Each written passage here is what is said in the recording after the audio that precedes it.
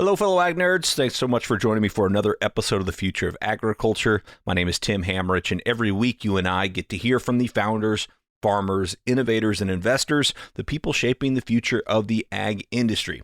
Have a bit of a special episode for you here today. I did this interview for the Growing Pulse Crops podcast. It's another podcast that I host focused on pulse crops. So chickpeas, peas, lentils, fava beans, and other legumes. Anyway, I have been doing this podcast for 5 seasons now. It tends to focus a lot on agronomy because it's helping pulse crop producers, but sometimes we do episodes focused on more of the business aspect of pulse crops. And I thought this one would be a perfect fit for you, for the FOA audience. So I asked Audrey Kalow, who produces the Growing Pulse Crops podcast, if it would be okay if I re-aired this episode on FOA. So I think you're really going to enjoy this. Well, we get into some interesting aspects of pea protein, such as can they move beyond, plant-based burger patties? That was kind of the boom of the last few years into other areas. And she had some really interesting information on that. Also, we get into some of the nitty-gritty details of what it takes to process these peas and other pulse crops, and some of the challenges with the international global dynamics of pea processing. Anyway, a lot in here that's very, very interesting. But here it is, the latest episode of Growing Pulse Crops with Nicole Atchison of PURIS. This is Growing Pulse Crops, and I'm your host, Tim Hamrich. Today we're talking about pea protein processing with Nicole Atchison of PURIS. So if you're making a high-protein cereal, you need a different protein, pea protein, than if you're making a plant-based beverage, which is still using a pea protein, but those two pea proteins are slightly different. And that's really the innovation that we do on our processing side, is we create these different proteins with different functionalities so that they can work in these different applications. Nicole Atchison is the CEO of PURIS Holdings, a vertically integrated plant-based food company that operates from field to fork in all things pulses, but primarily in yellow peas. It's a family business that she jokes she's been working for most of her life, but has only been paid in the last 7 years. Nicole leads the agriculture side of PURIS, including contracting with growers, seed development and breeding, and innovation in product development. Her brother Tyler then leads the ingredient side of the business. PURIS operates throughout the entire supply chain, from developing genetics all the way through to developing new markets. Today's conversation is a deep dive into the ingredient market for pulses, the operations of processing pulse crops, especially yellow peas, and why the market for these ingredients is a whole lot bigger than just what you see in meat alternatives. I think you'll leave with an appreciation for what's happening to develop the demand and infrastructure for the future of pulse ingredients. We'll kick things off with a little bit of history behind PURIS and how they became focused on the challenge of developing tastier plant-based proteins. So my dad started the business when I was 2, and he was working in animal feed. So he went to Iowa State for college and learned how to cross and breed soybeans through his internship with Asgrow. And so he had a passion for breeding and wanted to make plants and develop new plants. But he started as a feed salesman for Purina and saw some of the inefficiencies of the protein delivery system, the sheer amount of grain that had to go into the animals to make the meat to feed people. And not that he said that wasn't something that was needed, but also people would need to eat the grain directly. And so we should be focusing a system that makes that grain, that product, taste good.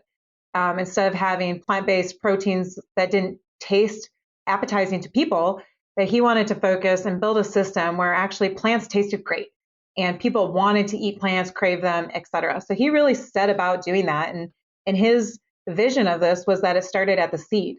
So he started breeding genetics in soybeans to start for food production. And so soy foods are a big part of the cultural norms in Asian countries. And so that was some of our earlier markets. And he started breeding pulses in the late 90s.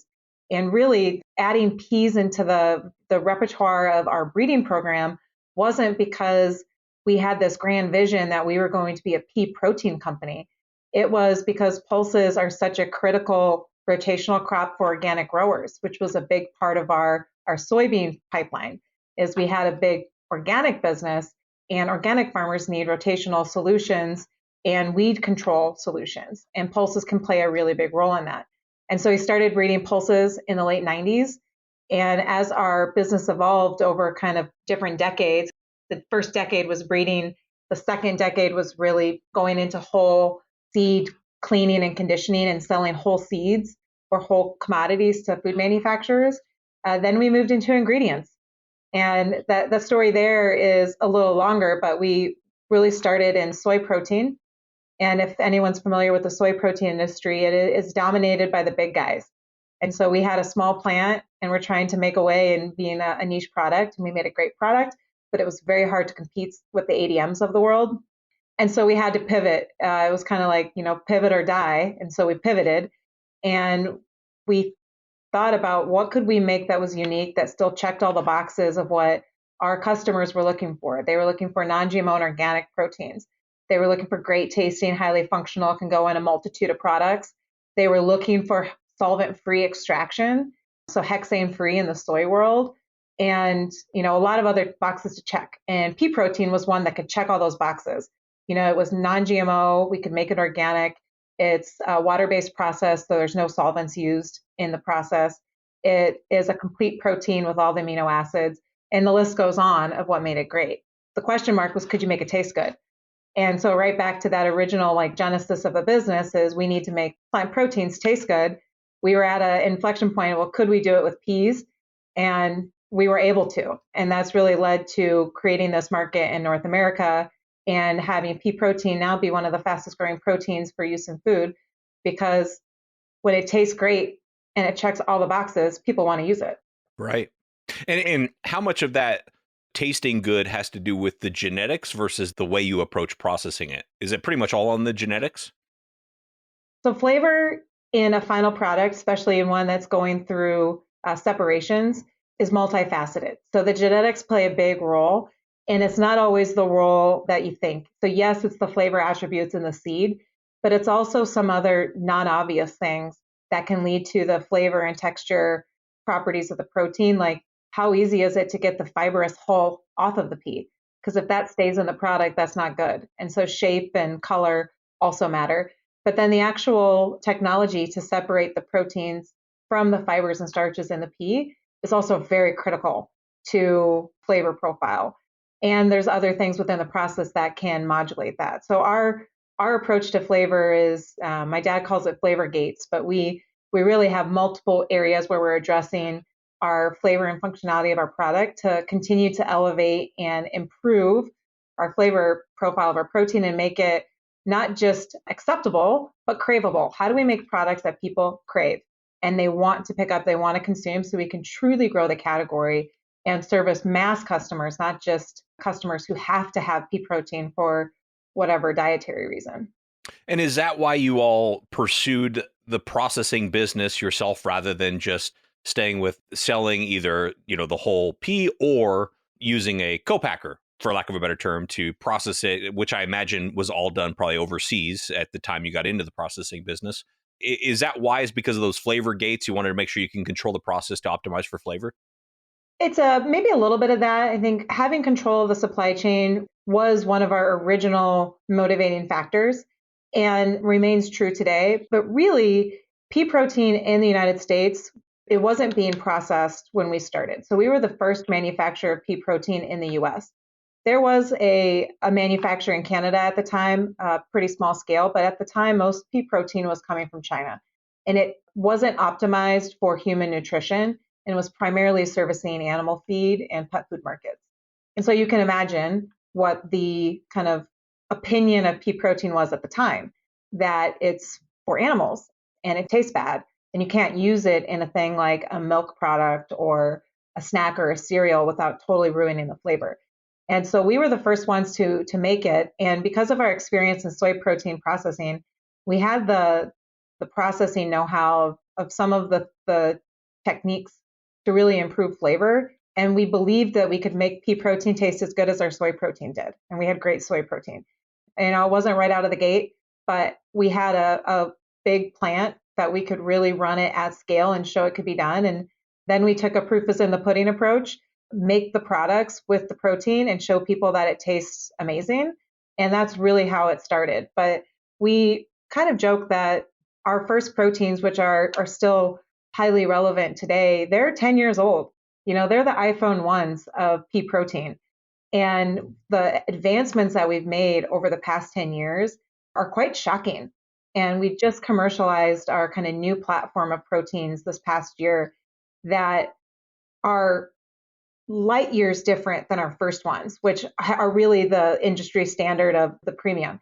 And we're disrupting ourselves with these new innovations that compete not just with other plant-based proteins, but really competes with the incumbent protein, which is whey. So whey protein dominates most of these categories, and plant protein has struggled to compete in some areas because of the flavor profile, and not just pea, all plant. And we have a new platform that really competes with whey in flavor profile, solubility, and ability to be in these different products. And so it's really exciting. What is the potential of plant proteins when you decouple it from this kind of overhang of they taste like plants? If it starts to taste very neutral and compete with whey, then what's the opportunity? And that's what we're excited about. And that's what the original ambition always was. And you really need control of the innovation from the seeds and the processing to be able to drive that forward and to be truly dedicated to like disrupting yourself and making things better. A lot of the processing industry has been around for a long time. They've invested capital and they're getting a return on that now. They're not incentivized to make big changes because it's expensive. You can't just go to a co-man and make this product. You have to invent it. And then you have to believe so strongly in it that you're willing to put up the infrastructure to actually make it at scale. That's really cool. Well, yeah, I think that's an important point too about, hey, this pea protein really can compete with whey, because it's also making the point that like the fate of the pulse crops industry is not going to ebb and flow with any one brand. Beyond Meat being a recent example, like it's not tied to that. There's a bigger picture here. Is that right? That's exactly right. And I shared this a couple weeks ago with a handful of growers, and the general feeling in the market is as Beyond Meat or insert any alternative meat brand's name, as they go, so does the market. And that's not true. While they do get a large mind share in the media, they don't represent the broad base of products and categories that are using plant-based proteins. In fact, sports nutrition is actually the category that has spearheaded and championed plant proteins first. It is a $22 billion market in the United States. North America is the biggest sports nutrition, and whey is by far the leader in this category in terms of protein. But sports nutrition is interesting because these are people who are at the cutting edge. They're looking for innovative products. They are sticky with trying to invest in themselves and their health. So they consume the products frequently and increasingly so. And whey leads that by a landslide. Pea is the next, and it's gaining quickly. And so you think about markets like that don't get talked about so much in the mainstream media, but they really are an undercurrent of like base volume that can keep the pulse industry and the pea industry growing. And then you see alternative dairy and plant-based milks also growing really quickly, and products looking to not just be dairy-free, but nutritionally equivalent. And so how do you take a dairy-free product and fortify it with protein, but still be lactose-free? Plant proteins play a huge role in that. And the key challenge has been flavor. So if we unlock flavor, what is the opportunity there? And it goes on and on. Cereals, big category, low growth. What is growing in cereals? Protein fortification, high protein, keto, grain free, these like specialty nutrition that people are looking for and to disrupt these like big categories. And it might be low growth, but if it's off a big base, that's still really interesting from how do we grow the pulse market is there's all of these different categories that are leaning in to plant-based proteins, and they've been worried about flavor. If we can remove that objection, what are the options? And so I am more excited than I've ever been about the opportunities in the market. I think it's not, up and to the right like everyone wants it to be when we think about growth in new markets, but it's stair steps, right? And it's up and down, up and down. But if it's generally up, that's where we want to see it. And we have to bet on ourselves because for the pulse industry, the market's here. North America is the biggest market for these products. It's the growing market. It's where everyone else is trying to service. And we need to bet on ourselves and continue to invest in domestic infrastructure so that the crops that our farmers are growing can be processed and sold here instead of being shipped overseas and dumped back into our market. Right. And I think historically to that point, pulses, like most of the other crops we grow here, the export market has been, sort of the biggest demand. But is that because, or at least partially because that's where all the processing plants were?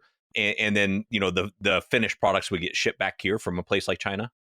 So the processing industry for pulses is a bit fragmented and it's changing. So that's a hard question to answer because right now is much different than 5 years ago. And so 5 years ago, if you had asked me that question, there wasn't a lot of processing capacity in the United States for ingredients. We had a plant and there was some dry fractionating plants, but there wasn't a ton of capacity. So most of the capacity was in China. That's changed a lot. There's been almost $1 billion of investment over the past 5 to 10 years in processing capacity in North America for pulse proteins. That's significant. And with an acreage base, 4-ish million acres of peas in North America, most of those coming from Canada, like that's a significant investment relative to the scale of the acres. A lot of times where people are talking corn and soy, I mean, we're orders of magnitude smaller in terms of total production. And so that kind of infrastructure investment is meaningful. The United States farmer does not really export into China, which is where the processing infrastructure for pea protein is. That is serviced almost entirely by Canada, up until 2023, that is. So the US producer is shipping into some other markets around the world, a lot into food aid, which is a key export market. And that's not going anywhere. I mean, that market's going to continue to be stable. And having a balance of export and domestic is a really good situation for the industry because you have that inelastic demand from your domestic producers, which is going to kind of drive and set prices. And then as crops ebb and flow bigger or smaller year over year, you have these other markets that can take a bumper crop or you can kind of pull back from if the crop's not available. But if you don't have that domestic demand that's steady, you're really at the mercy of these export markets. And that's an issue that Canada is going to be facing right now. So China approved Russia's phytosanitary for pulses in 2022, and they started shipping pulses into China in 2023. Last year, Russia went from 0 to 30% of overall supply into China in 1 year, and that supply is increasing. In Q4, it was like 50%, which is a very dramatic increase. And for Canada, that demand that they're not shipping to China has got to go somewhere. And without a domestic industry to have that, steady base, that's going to be difficult to manage if India doesn't take it. Our kind of pitch to the domestic farmers is like, this is good to have domestic processing because it creates inelastic demand for you. And right here in the US, that way we can expand pulse acres right here at home and keep it here. Yeah. And when we talk about pulse processing, we are referring to fractionation, right? So there's lots of different types of processing of pulses. There's kind of primary processing where you're cleaning just to remove the foreign material. And that exists and that's been around. Primarily services export so that we're not shipping FM overseas. The fractionation market has really kind of like two different types, dry fractionation and wet fractionation. So dry frac is taking a pea or a pulse flour and separating it into using air classification, separating it into a higher and a lower protein stream. They're not quite as pure, maybe as wet fractionation, but it's like a little bit higher protein and then a starch fraction that has some protein in it too. This is primarily servicing the pet food market as well as some snacks and cereals, more things that flour goes into. The big investment over the past 5 to 10 years has been in the wet protein processing. So this is a wet fractionization. And the difference in that is that you're actually using water to separate the components of the pulse into different high purity streams. So in dry frac, where you have a somewhat higher protein stream, in a wet fractionization, you have a very pure protein stream and you have a very pure starch stream. So they don't have that residual in it. So you get more similar to like a cornstarch or a soy protein, but you're making that from one seed. And so these plants they run differently. They're more capital intensive for sure, but the products they make can go into different applications that require more functional ingredients. Well, let's talk more about growth, growth in the category in general. We talked about the opportunity with whey protein. I'm a total cliche. The first of the year, I'm like, this is my year, gonna get healthy. But the way I operate, I watched like hundreds of YouTube videos, reading all the books, really diving in. It's like, okay, yeah, I need more protein in my diet. And it really has been helpful. So I'm a big believer in that. But I'm just curious about other sources of demand, what you're hearing from your customers. I think we've all seen from the outside the plant-based meat, hype cycle, the full probably spectrum of the hype cycle, which seems to not be near as high as it was, in early 2024 as it was maybe a year or two ago. What are you hearing from customers as far as the opportunity for growth here? I mean, it all depends on the customer. So, I shared earlier, we sit in the messy middle of the supply chain. So we need to be participating across a broad spectrum of the market to make sure that we're not too leveraged on one brand success. I mean, that's a huge risk if you have, all your eggs in one basket, obviously. But I think our strategy to do that has been to really create a portfolio of products, in this instance, proteins, that service different needs for different products. So if you're making a high protein cereal, you need a different pea protein than if you're making a plant-based beverage, which is still using a pea protein, but those two pea proteins are slightly different. And that's really the innovation that we do on our processing side is we create these different proteins with different functionalities so that they can work in these different applications. And I know that's super nuanced, but it's really, really important when we talk about how do we diversify to make sure that whichever categories are growing and ultimately really lean into plant-based proteins, that we're able to service those. And so we've taken a very intentional approach about having a diversification in our product segments and our proteins that service those. So knowing that, we see growth in alternative beverages, so non-dairy, like lower protein, more similar to milk applications, as well as single served high protein ready to drinks or RTDs. So these are the things you grab at a convenience store and just, drink it right on the go. It's like already ready, already in liquid. These categories, Americans, we love convenience. And so these categories are growing. The plant-based options have been somewhat kind of behind on the flavor front. So there's some new launches that are coming out that came out recently that are much better in terms of a flavor profile. And if they can even double their current turns on shelf, so how many people are buying them every week, the impact is massive. And even if they double, they're still way smaller than whey. And so we have a long ways to go to even get close to how whey products are turning on shelf, which is exciting because it's already meaningful.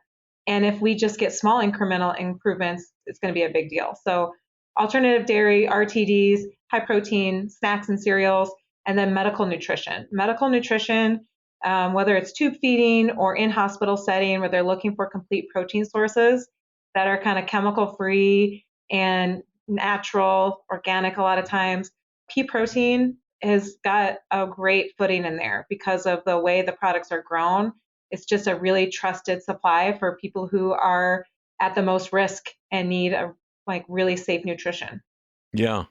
And I mean, feel free, please correct me if I'm wrong here, but I think leaning too heavily on just the plant-based messaging is a bit limiting, right, for pea protein. Because if you can continue to improve the flavor the way you have been, this is just a really great standalone product, whether some consumer is concerned about being plant-based or not.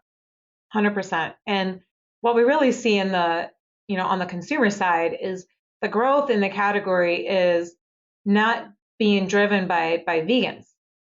It's being driven by people who are consuming more plant-based foods more often, but are also consuming animal products. I don't have the stats right on top of my tongue, but it's the millennial households that are having plant-based dinners a few times a week or not consuming meat a few times a week, but they are consuming meat on other occasions. those small changes across a broad population is really where we see the growth drivers. But you're exactly right, Tim. I mean, the goal of these products is to make great food, not great plant-based food. I mean, you want the food to just be good and to be craveable and to have people feel that they're not making a sacrifice to have something that's better for them and better for the planet. And that's really, when you've done that and at a price point that's accessible, of course that matters too, then it's a winning combination. And that's what we're trying to do. And it's not been perfect for the industry, that's for sure, but it's been, generally in the right direction. And we have a lot better products today than we did 5 years ago and than we did 10 years ago.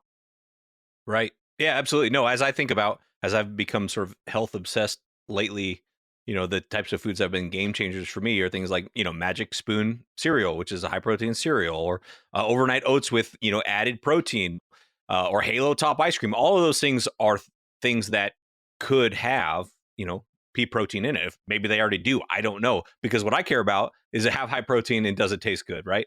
So yeah, that speaks directly to your point. Well, I do want to talk about, I understand maybe this is an unfair characterization, so set me straight if it is.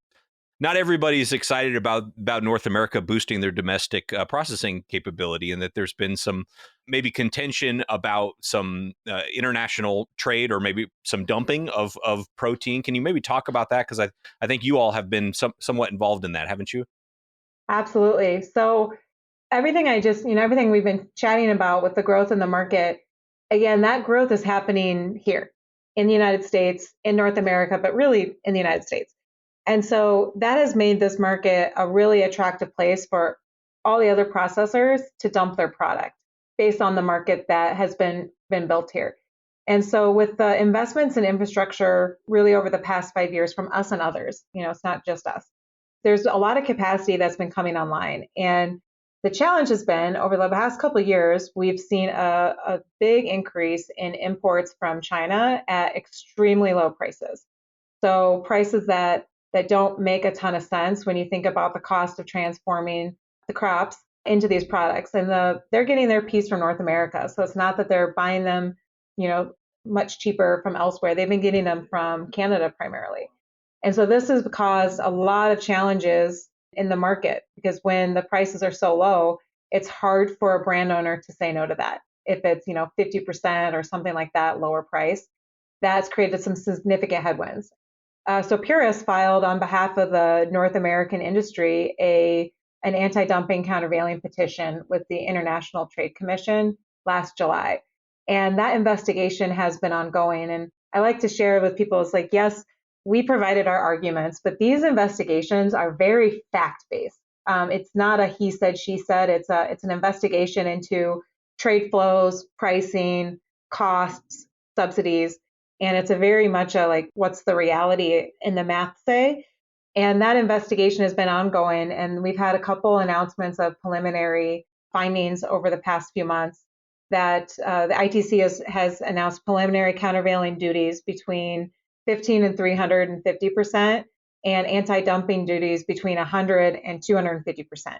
So significant, which I don't know if the audience cares about these different things, but essentially it's talking about, is the importer playing, pricing based on market-based pricing, or are they artificially dumping prices? So that's anti-dumping. And countervailing is talking about government intervention and subsidies that artificially drive prices down so that they can manipulate markets basically in our territory. And so the initial findings from the ITC has said basically yes and yes. They are doing that the largest producers in China can't be separated from the government. They can't figure out how to separate them because they're essentially state-owned entities, and they've been dumping product in here in an attempt probably to take market share, sure, but also to get the investments here to not work, and they've done a good job of that. It's been really hard over the past couple of years. So, we decided to fight and not just roll over. And it's not over, but we're really excited with the initial findings. I think we've talked to a lot of growers, a lot of trade industry people about this over the past 6 months or so. And, for growers, our general inclination in the ag world is for free trade agreements. And I get that because export markets are and have been really the core market for farmers. But in the pulse industry and in peas specifically, that's not the case for the US grower. The market is domestic. We ship very little to China today. We represent less than 2% of their imports for peas. Canada does most of it. And then, as I shared earlier, Russia is taking more and more of that market share over the past 12 months, up to 50%. So I think Russia will start servicing China's demand in a very meaningful way. But the US is not. And the amount of imports that are coming in, the discrepancy in that market is substantial. It's something like 16 times the market that they're taking versus what we do with them. And so if we just make that product here, the market for pea protein in North America is somewhere around 100,000 metric tons. China is importing 40,000 or more. Last year, after we filed the petition, they ramped up their imports and they had a record year of imports in 2023. And they're just bringing it in really quickly. If we made that product here, that would require peas off about 250,000 acres, which is a lot in the grand scheme of how many peas we grow in the United States. I mean, it's more than a quarter of the acres. And so there's an argument to, if we have and build the domestic processing and keep it here at home, there's going to be more opportunities, not less, for our domestic farmers. And it'll be right there in their backyard instead of having to ship it overseas. And honestly, we're not participating in that market anyway. So there's little retaliation that can happen.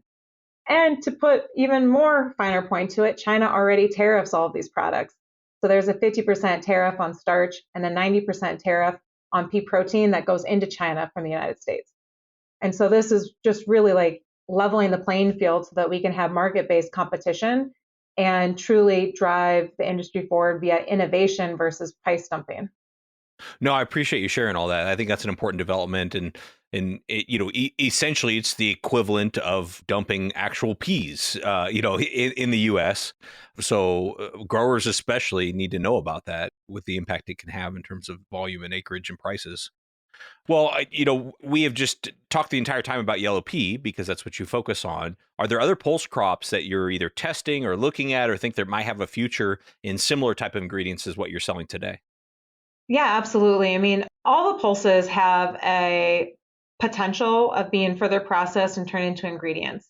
And I'm a huge advocate for pulse-based ingredients because I do think that as much as we want and encourage people to have and eat whole pulses, that's not where the American consumer is today. We like convenient foods, packaged and processed. I mean, that's where our market is. And so we need to be able to drive these crops into those channels as well. And that's why processing is so critical to the market. When you look at the pulses, it really comes down to what is that cost per protein, like per acre, and really optimizing that. So why is pea the leader? It's got a good balance of price and protein at the production level. Soy is the best. It's got high protein, high yield. And so your kind of cost per gram of protein is low. Pea is next. Fava is interesting. It's got that high protein content. It's just the agronomics and the production of it is still very small. And so figuring that out, I think, is on the minds of a lot of people. We have commercialized a fava protein, and there's definitely some use cases for it. But we would need to see the agronomics of that get a little bit more stable before that would become something that would have a chance of usurping pea. I mean, pea has just so many more acres grown compared to the other pulses with more price stability that it makes it really attractive. Chickpea, of course, is interesting, but with the volatility in pricing, that's difficult when you're in a processing industry to really leverage against, but it's got some unique flavor profiles. The fat content can pose some challenges in the work that we do, but I think those three are probably top of the list. This is cool. You have such an interesting business. I've really enjoyed this. Anything that we should either, add or emphasize before I do let you go? I mentioned earlier organic, and I want to just say that again. I think the combination of organic and pulses feels like kind of a no-brainer, but the market has been up and down. We have a few things happening in the industry right now that I think are going to put the U.S. producer in a better position than it has been on organic.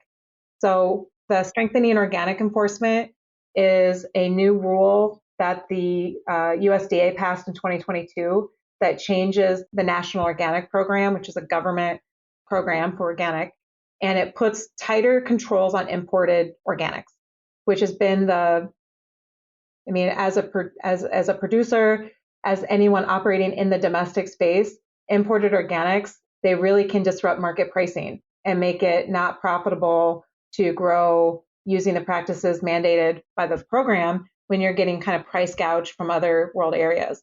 And whether or not those imports are actually organic is a question that I have my bias on that, but I will let people make up their own minds. But I think that there's with this new enforcement program, brokers, traders, everyone in the supply chain has to be certified organic. So that alone will take out actors who don't want to go through the effort. It'll take some people out of the mix. And then there's more enforcement on, actually verifying traceability of organic on imports. So what does that mean to a U.S. producer?